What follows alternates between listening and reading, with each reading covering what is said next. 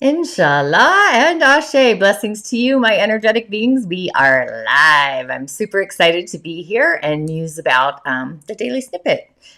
Reflection in a soaring aspect, or connecting with the divine, the spiritual realm. I'm holistic Sha'Medium and subtle energetic surgeon, Tonya D. Welcome to September 8th, 2021. And how is everybody feeling with or during the season of Virgo? I am in a galactic optimistic venue myself. Literally, I'm holding space in my corridor, loving the skin that I'm in. And I'm going to continue on a journey of creating, what should I call, an upcycling narrative to share insight out into the galactic world. I am really blessed, and more importantly, I'm grateful, just having an attitude of gratitude. Not that I haven't had the rug pulled out from under me a variety of times, I must say. But I myself, I've been holding space for faith and the unseen, connecting both the realm of spirit. I started cleansing and organizing my daily reality, my physical space for the last few weeks, if not the last month. Just cleaning out the cobwebs in my Mother Hubbard cupboard, things that have just been collecting space or dust or whatever that looks like. But I'm sending you all the galactic love as well. If you've yet to subscribe to my channel, please do. And share the love by liking and even sharing back. It really assists with the echoing of it out into the algorithm of the world, because that's kind of the narrative in this timeline. So blessings to you if you already have. Much appreciation there. But today is actually a very magical day of the sacred, having faith over the fear. It's a day of our subconscious reality kind of merging in our day-to-day world, or vice versa. So I just recommend being in the observation station as feelings kind of cascade, or going down the consciousness river stream, or back actually. Have you experienced any coincidences lately? Maybe you've had some otherworldly dreams. I actually commented on a post on somebody else's page that the dream was actually otherworldly. Gave them some insight there. But energetically, the zone of peace is actually natural. It's quiet. It is peace. It's joy and love. It's like this merging. And just opening to the subtle energy, those vibrational kind of frequencies. Maybe your mind is set on all the little details, and you get too busy cleaning to even notice. So it's this combination of organizing and cleaning out our cosmic cobwebs. The element of today, we have a new month energy. I really kind of didn't collaborate too much about that yesterday. But we have a yin fire rooster, or a ding yu, or ding rooster. I love the Chinese names. I probably don't narrate them to their quality. However, I'm always giving it a try. But the yin energy is within. It's a fire energy. It's this inward, in the journey. And the rooster is as well. Yin fire is our heart, and the rooster actually is our lungs. Because you need a lot of lung power to herald in the new day, right? But our day master for today is actually an Yin Earth Yaya as well. Or the spleen energy and our stomach as well. It rules. Earth energy is our lymphatic circulation. It's something the earth elemental energy is in need of movement to release toxicity in the body. People born in a season of earth, or an earth day master, if you have a lot of earth, like today, if I look at the hour and bring that energy in, there's a lot of earth energy. We're only missing the dog. So that's like a lot of heavy weightedness, somebody who's always in transition. And yet steady as well. So that's a lot of earth. The branch being the goat, or the way, that's also yin as well, or a sheep. Goats and sheep are the same elemental earth. They just use different ones in different platforms or programs. But it's also our spleen energy connected to our diaphragm. So it's a great day for some breath work or breathing exercises. Deep breaths. But this chart is actually, it's all yin. This is the inner constitution of our bodies, where yang energy is our day-to-day lifestyle, our outer realms. So I sense there's lots of contemplation going on, openness in our heart channel, actually. But the elements are missing water, and wood is actually in the storage in the day branch. Our day master needs those resources or the support of fire and also the energy of wood. So I would take some notes in your garden. Writing is a wood element action. Earth people in general are nurturers. So I would be nurturing yourself and writing your own little ideas down, your story. Earth people are usually nurses.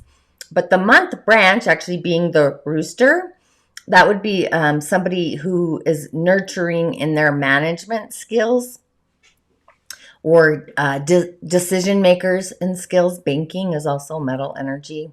So if this was a person, they would probably be a manager that's actually nurturing in the village, the garden, the business. Earth as a day master, they're more fair and stable. They're kind of the steady transformers because Earth is this interseason that comes in between each season. Energetically, it's too hard on our bodies to just jump energetically from one energy to the next. They respond to change really well as long as it's like gradual and slow over space and time. Abrupt changes actually disrupts their energetic system. But the metal on the branch is the output or the performance for this Earth Day Master for a day like today. But with the Earth Day, the Yaya, we have this energy that's kind of symbolic of professional success, going inward to solve problems and actually find those answers. Sometimes it's like this self-righteous kind of energy. Metal can be kind of scratchy. They can be abrupt with too much metal in your chart. An abrupt voice in a way, or with a lot of water, the voice is smooth and has some clarity. But I would also bring in the element of nature today and the element of fire to support and use the energy of the element fire to actually warm and comfort our day, which is yin earth. So it's more soothing to the yin energy, not a yang fire. That actually might be too overwhelming. So today we have this combination of our energy body actually and our physical body catching up, syncing, and kind of aligning. So our energy body, it's this invisible aspect inside of us and actually outside as well. And it also holds and has the world's intentions, our prime directive, the story we are meant to live, our purpose, our spiritual purpose, ingenuity. It's our character, even our behaviors, along with our mind's narrative and our emotional field. It can literally sweep us off our path. Even fear can disrupt our soul's destiny in a way, creating little offshoots of debris out into our primary purpose in our soul. And that's kind of what takes us off course. So today really is an amazing day to realign and get in our synchronicity with our soul's current, the purpose. If you're not in alignment with your soul, you might shed light on aspects that are kind of in your face, kind of in a way, like when somebody gets in your face. If you get that sensation and it feels less than your love channel, your love narrative, you might not be even aware of where the light is shedding or the shedding of the light. You might actually dim your light or feel dim inside. So if this sensation that you get comes from a place, a person, an environment, a thought, kind of do a little analysis on it. Take a breath, take a pause. It's usually our soul sharing a message and shedding light, lighting something up.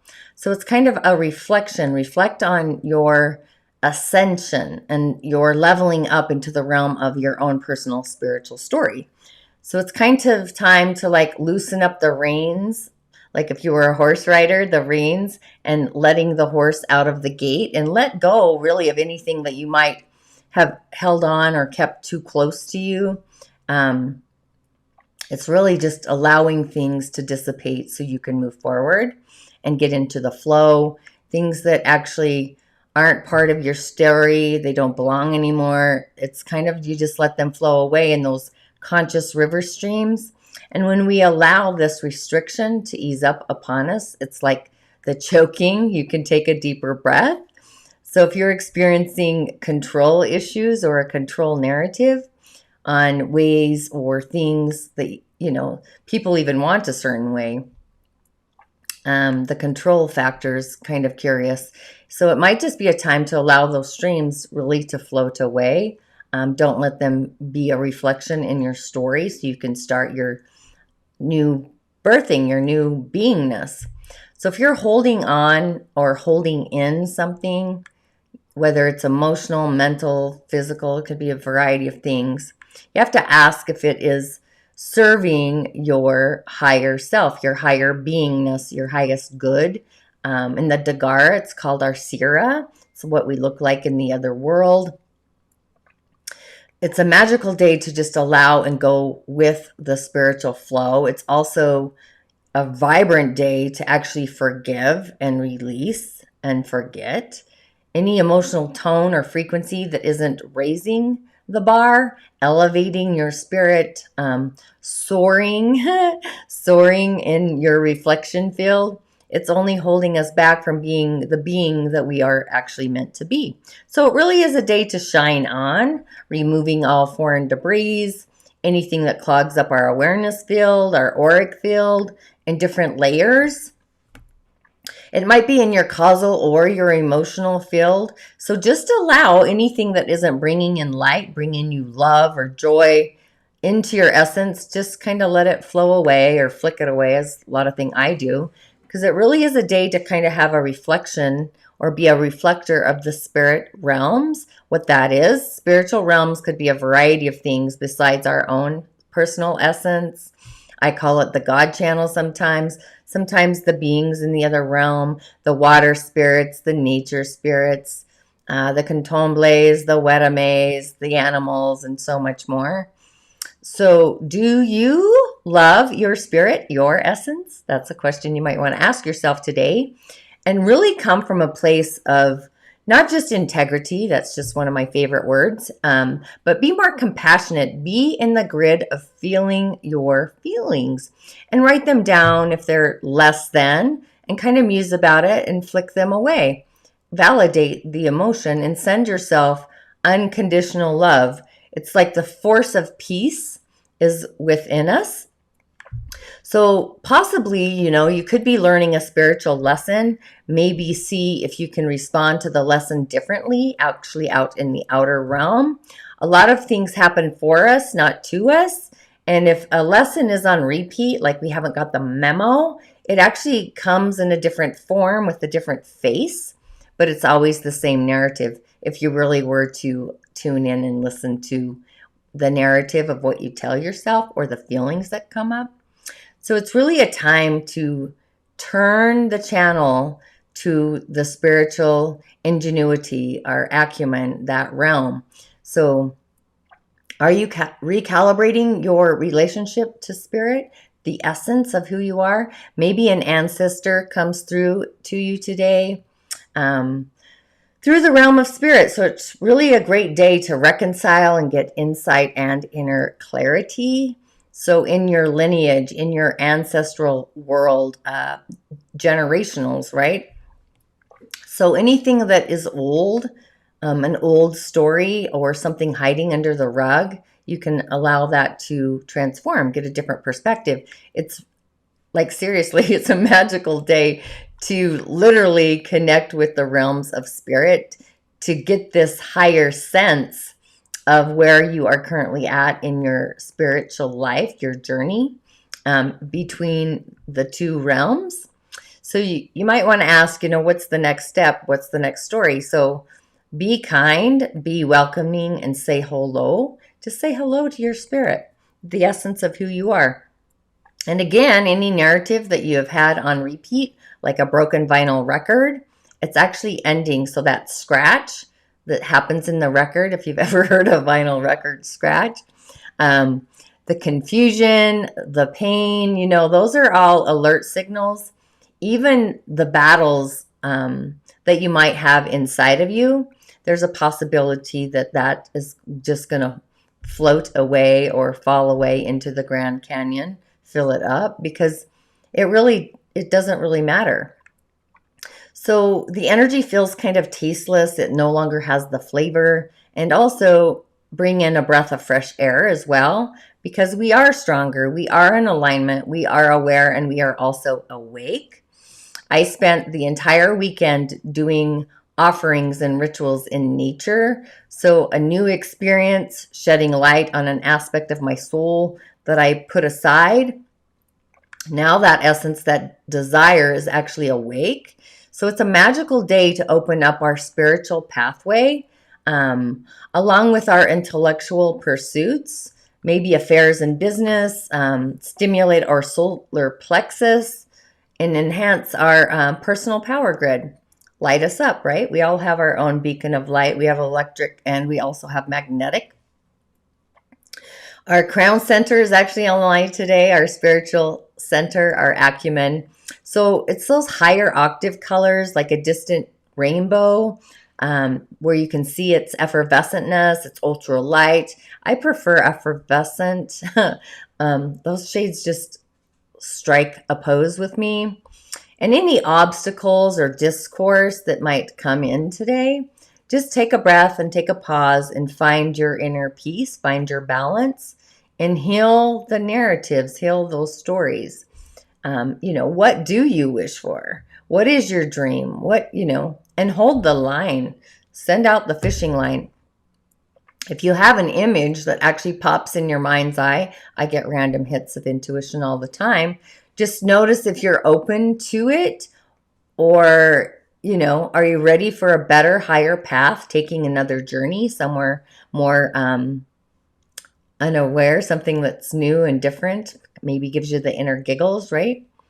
The moon itself has actually moved into Libra. So, I would love to have emotional balance in my day-to-day spirit realm and open up that connection. And even having spiritual connection online, it would be a great day to meditate. Chant the seed sound of Ong. That's the seed sound of the crown. I also like silence, or just hearing it in the background. Or higher octaves like a harp. Those also bring in those tonalities, that frequency. You could actually bring in the elemental sound of fire as well. For our day master, it's the ha, but it's like breathy heat, heat in our throats. The sound of earth also you could bring in. Earth is a woo, but it's in the throat center, so it's a little deeper. It comes from the throat more than the mouth. So be open with this earth energy and actually release worry in your container. Just let it float away and just be open. Now, this is hilarious. I have to muse about this. So the animal that came in this morning, or the one that I saw, is a squirrel. And nature really is so magical, right? In its own essence, its own way. But squirrels, they are always working, running around, jumping as if they are monkeys. And they're in the preparing for winter to come, right? They're always, hiding a nut here and a nut there. They're kind of abundant. And it really helps if you leave them a nut or two. I mean, I do it. I'm always leaving things on the backyard corridor for the squirrels and the birds and anything else that appears. But the squirrels are always kind of laying the groundwork for the future. Like, they know what's coming. So when I think of the word abundant, abundance isn't just money, right? We kind of get stuck in that narrative of abundance. But we can have an abundance of great friends. We can have abundance of loving relationships, loving comfort, opportunities. Abundance comes in a variety of ways. Abundance of food on the table. Even when it's cold, there's comfort, there's peace, right? There's joy. Even if it's cold and dark, even. So if you are striving or thriving towards a goal or an outcome, if a squirrel crosses your path, it's a message that the squirrel is saying or telling you not to give up. Persist. Even if your efforts seem, less than, or it's an illusion, or even if you think you're wasting your time, you're absolutely not. Just stick to your path. Your peace and your rewards of your efforts are going to come, and don't procrastinate either. Don't get out of the procrastination station. Be positive, have fun, be light, play, find the humor in the hard work. It's always rewarded.